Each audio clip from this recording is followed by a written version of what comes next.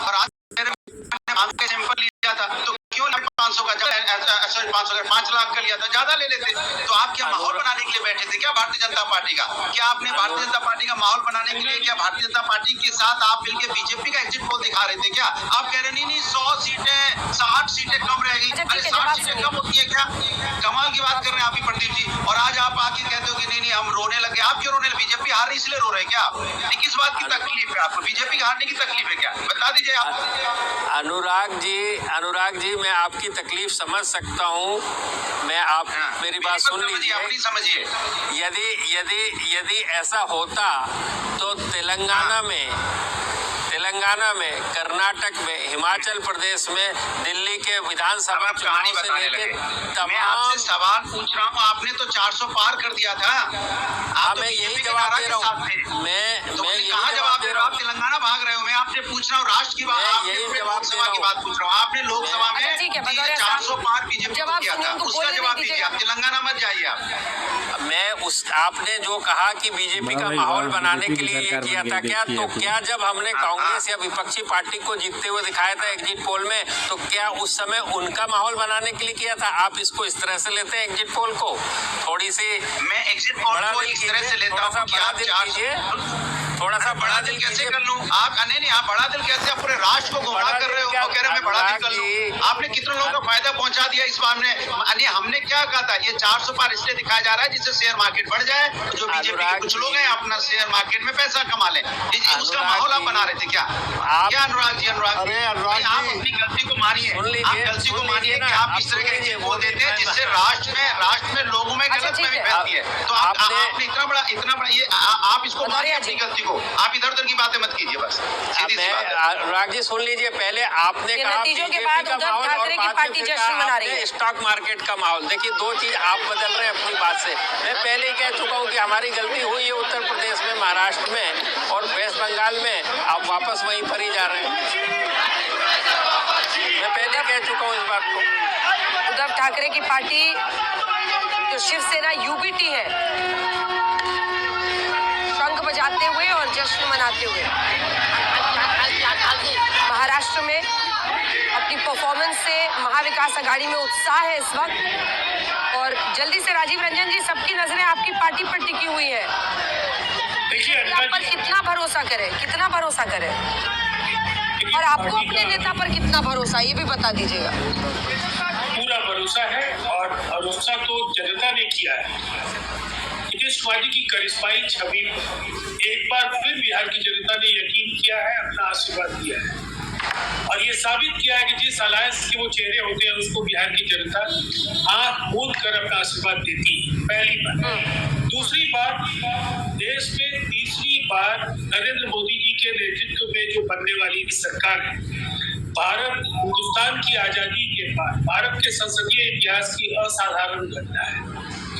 इसे स्वीकार करना चाहिए और ये जनादेश का सम्मान अगर आप नहीं करना चाहते, जोड़ तोड़ के लिए कभी नायडू का नाम लीजिए, कभी नीतीश कुमार जी का नाम लीजिए। आपकी ट्रेन उसी समय छूट गई थी अवैध दुबे जी, जिस दिन आपके अहंकार की वजह से इंडिया बनने के पहले बिखरने लगा था। इसलिए कि इसके तो सृजक नीतीश कुमार जी। अरे राहुल गांधी, आपसे डायरेक्टली पूछती हूँ सर। राहुल गांधी संविधान लेकर आए थे पीसी में और संविधान बचाने की सारी जिम्मेदारी आपके कंधों पर डाल रहे हैं, तो क्या कीजिएगा? देखिए, ना संविधान को खतरा है न लोकतंत्र को खतरा है। जो लोग जो जोड़ तोड़ से जनादेश बदलने की कोशिश कर रहे हैं वो कहीं न कहीं संविधान और लोकतंत्र के लिए चुनौती बन रहे हैं।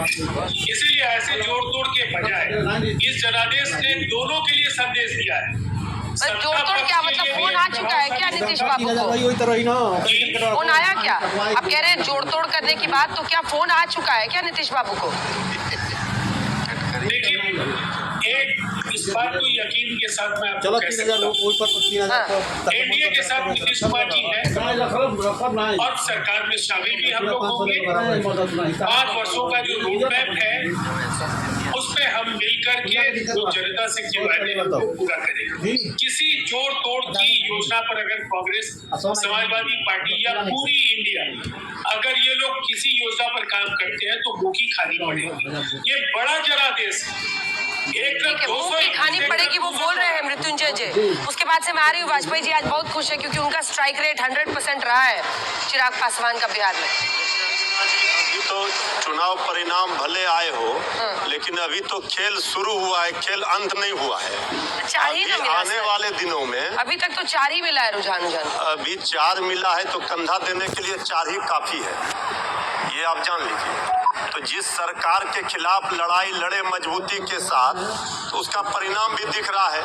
परिणाम भले आज बीजेपी कह रही हो कि एनडीए के साथ हम सरकार बनाएंगे, अगर बीजेपी को 272 प्लस होता तो आज यही राजीव जी जेडीयू वाले बाकी सहयोगी दल जो है वो चिंता में रहते कि सरकार में लेंगे नहीं लेंगे, कितना देंगे। 1-2 संख्या मांग रहे थे आदरणीय नीतीश जी, पिछली बार 1 दिया गया था। अभी खेल होगा और आदरणीय नीतीश कुमार जी पर पूरा भरोसा विश्वास है, गांधी जी के विचारों पर चलने वाले हैं। अरे एनडीए की सरकार बन रही है, सब ज्ञान देकर अब क्या फायदा है? रहे हैं तो सरकार को जाने में कितने दिन लगेंगे ये भी आप देखिएगा। अच्छा, नीतीश बाबू अनरिलायबल है। बिगड़ेंगे। वाजपेयी जी, ये तस्वीरें हम दिखा रहे हैं, बीजेपी दफ्तर में जश्न मन रहा है, सरकार बन रही है एनडीए की। स्पष्ट जनादेश नहीं है, आपकी पार्टी का भी 5 सीटों वाला योगदान है। नीतीश बाबू साथ रहेंगे, चंद्रबाबू नायडू साथ रहेंगे। देखिए, नीतीश बाबू ने तो अभी पब्लिक रैली में कई बार अनाउंस किया है मोदी जी के सामने कि भाई हम तो आपके साथ ही, आप नहीं जाएंगे। ये तो उनको खुद ही वर्डिंग है, तो कुछ तो मानना पड़ेगा ना उनकी बात। तो मानते हैं हम मान रहे हैं कि नहीं जाएंगे, वो जाने का सिलसिला नहीं बनेगा, नंबर 1। और कहाँ चिराग पासवान ने आज फिर हनुमान बताया अपने आप को मोदी जी कभी नहीं जाएगा, हनुमान नहीं जाएगा। गारंटी दीजिएगा, लीजिए हम दावे के साथ नहीं देंगे। वाजपेयी जी ठीक करें, नीतीश बाबू ने कई बार ऐसा कहा, कई बार कई लोगों के लिए कई पर कहा है, उनकी काहे फंस रहे हैं वाजपेयी जी? वाजपेयी जी काहे फंस रहे हैं? के द्वार खुले हुए। नहीं, हम ये तिवारी जी फिर डोरा डालना शुरू कर दिए खुले। सुधांशु जी सिर्फ एक लाइन का जवाब आपसे चाहती हूँ, एक लाइन का। जीत आपको मिली है, आपकी सरकार बन रही है, लेकिन बीजेपी को स्पष्ट जनादेश नहीं मिलना, ये क्या कह रहा है? इस पर एक लाइन का जवाब।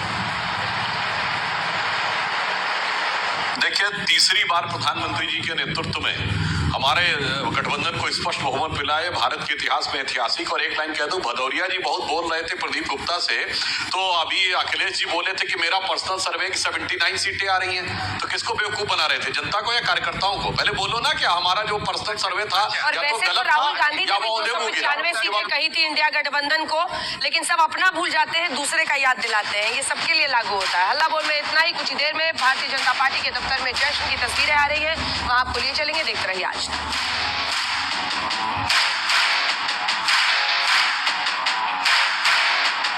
Presented by Patanjali Dant Fresh Active Gel. इसमें कांग्रेस पार्टी को 99 सीटें, जबकि दूसरी तरफ भारतीय जनता पार्टी को 243 सीटें, एनडीए को 294 सीटें। और इस वक्त बोल रहे हैं हमारे पूर्व अध्यक्ष राहुल जी जयराम रमेश, सीधे बातचीत करेंगे। और हमारे बीच में कांग्रेस संसदीय दल के अध्यक्ष सोनिया गांधी जी भी मौजूद हैं, मैं उनका भी स्वागत करता हूं। कांग्रेस अध्यक्ष मल्लिकार्जुन खड़गे जी।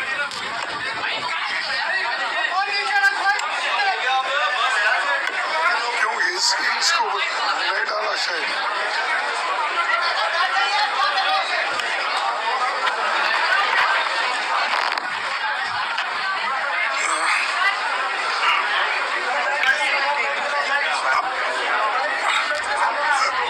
Respected Madam Sonia Gandhi ji, Rahul Gandhi ji, Priyanka Gandhi ji और इस मंच पे बैठे हुए हमारे पार्टी के सभी नेतागण, आज जो देश में चुनाव के रिजल्ट आए हैं, ये मैं तो पहले कहूंगा, ये जो रिजल्ट है जनता की रिजल्ट है और ये जनता की जीत है और लोकतंत्र की जीत है। हम पहले से यही कह रहे थे कि ये लड़ाई हम हमारी मोदी वर्सेस जनता है, लोग हैं। तो 18वीं लोकसभा के चुनाव में हम विनम्रता से जनमत को स्वीकार करते हैं।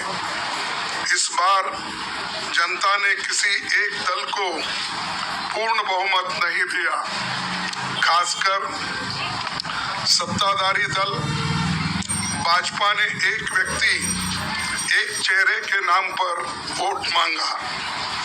अब ये स्पष्ट हो गया है कि ये मैंडेट मोदी जी के खिलाफ गया है।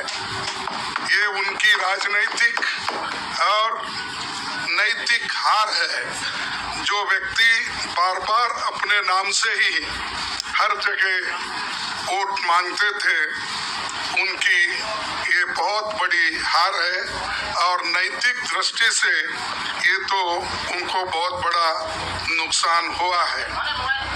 आप जानते हैं कि कांग्रेस पार्टी और हमारे इंडिया गठबंधन से बहुत प्रतिकूल माहौल में चुनाव लड़ा।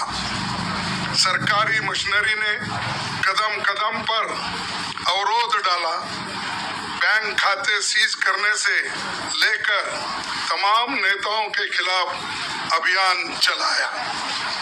फिर भी शुरू से आखिर तक कांग्रेस पार्टी का कैंपेन सकारात्मक था, पॉजिटिव था। हमने महंगाई, बेरोजगारी, किसानों और मजदूरों की बदहाली और संविधान संस्थाओं का दुरुपयोग जैसे विषयों को केंद्रीय मुद्दा बनाकर हम जनता के सामने गए थे। इन मुद्दों पर बड़ी संख्या में लोग हमसे जुड़े, हमारा समर्थन किया। प्रधानमंत्री ने जिस तरह का कैंपेन किया वो इतिहास में लंबे समय तक याद रखा जाएगा। कांग्रेस के घोषणा पत्र के बारे में मोदी जी ने जो झूठ फैलाया, जनता ने उसे समझ लिया।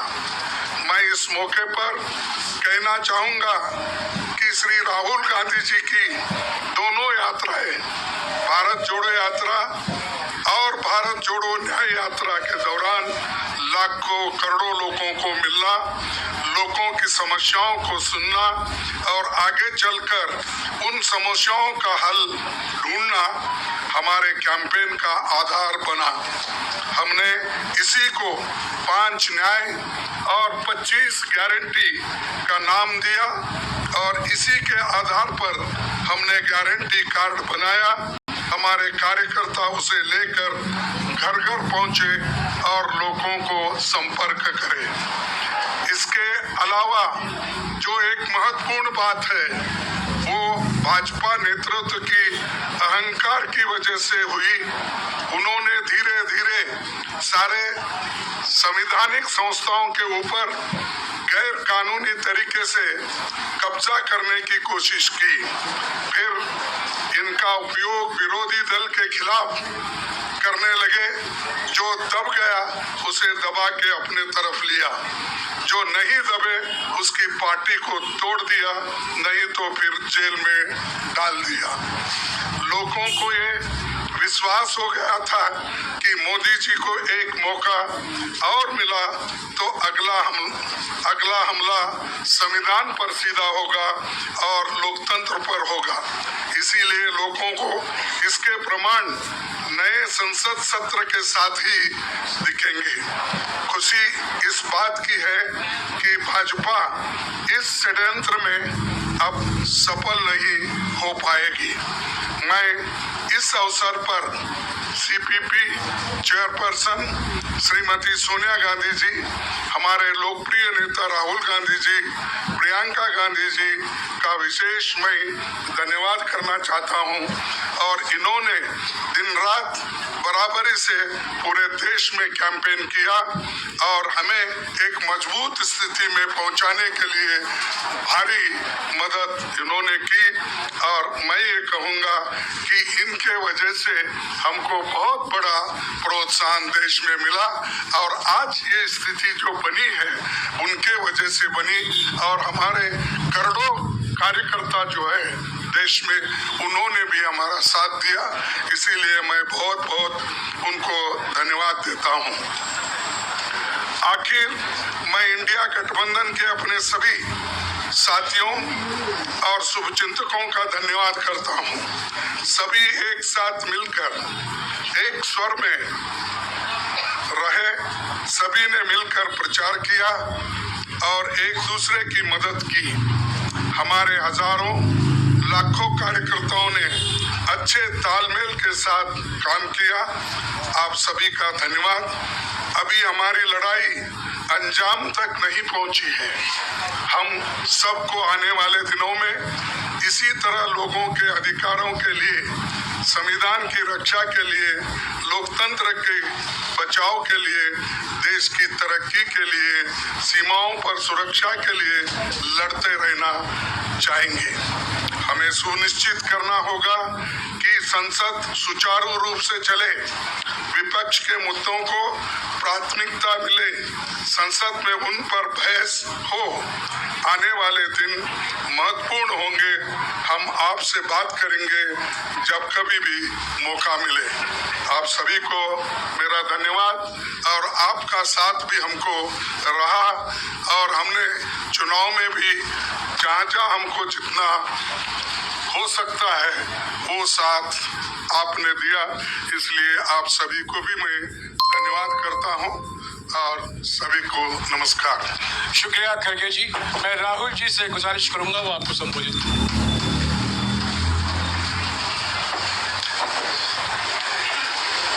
नहीं, खड़गे जी आपने बड़ी सही बात बोली।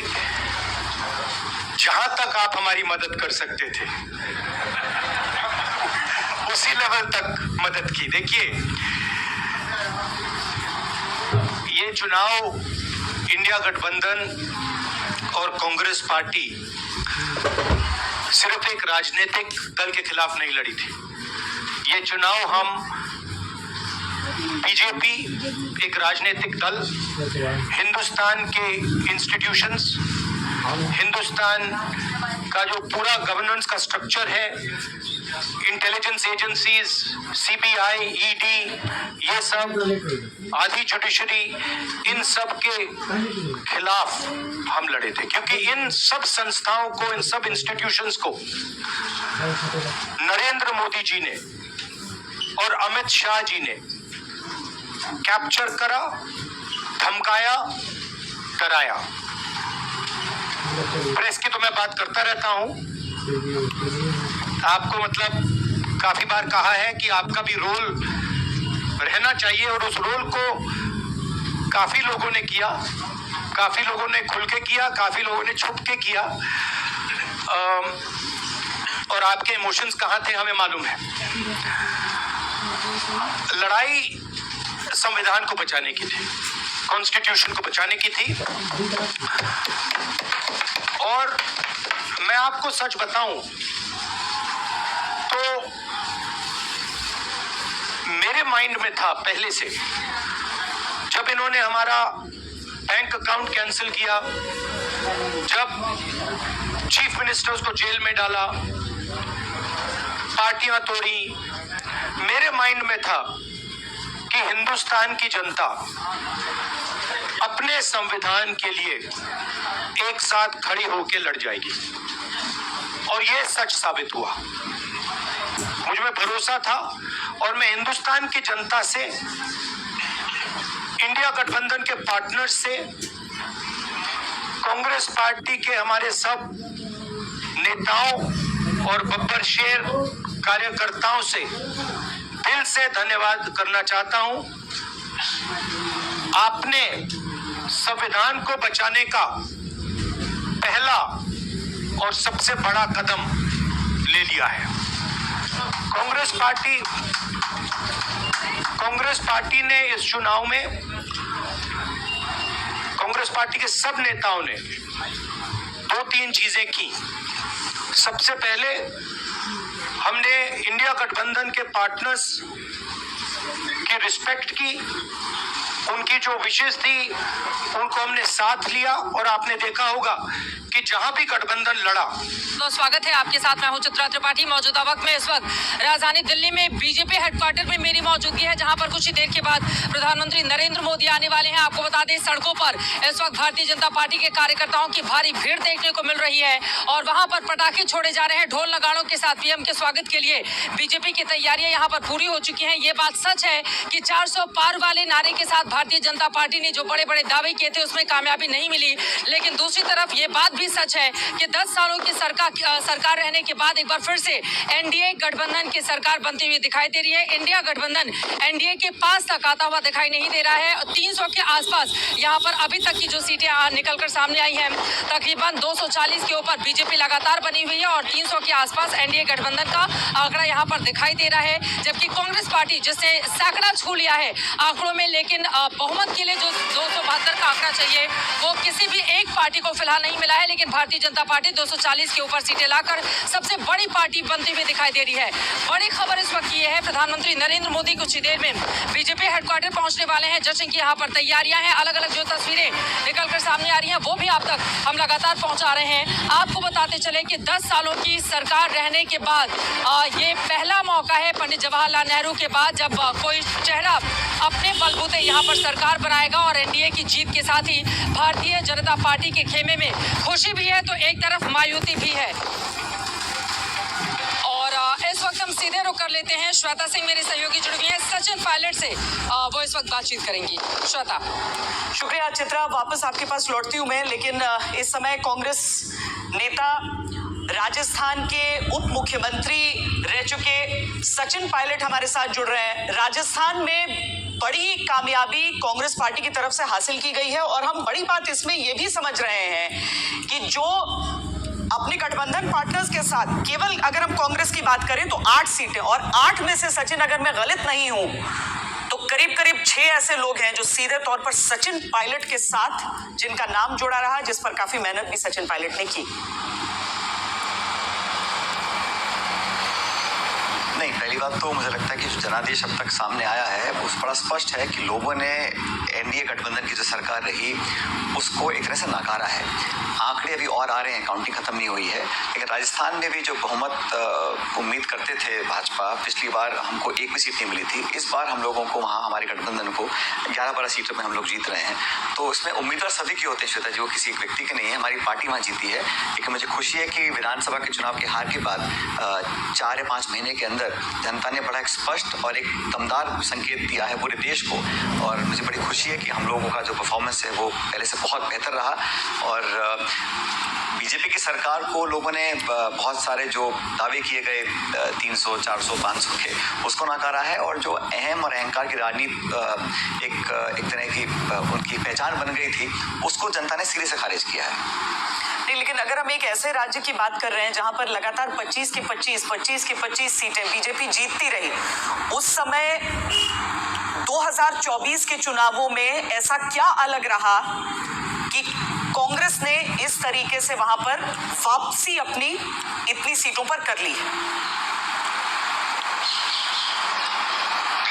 देखिए, मुझे लगता है कि राजस्थान में जैसा आपने कहा कि पिछले लोकसभा चुनावों में हम लोग एक भी सीट नहीं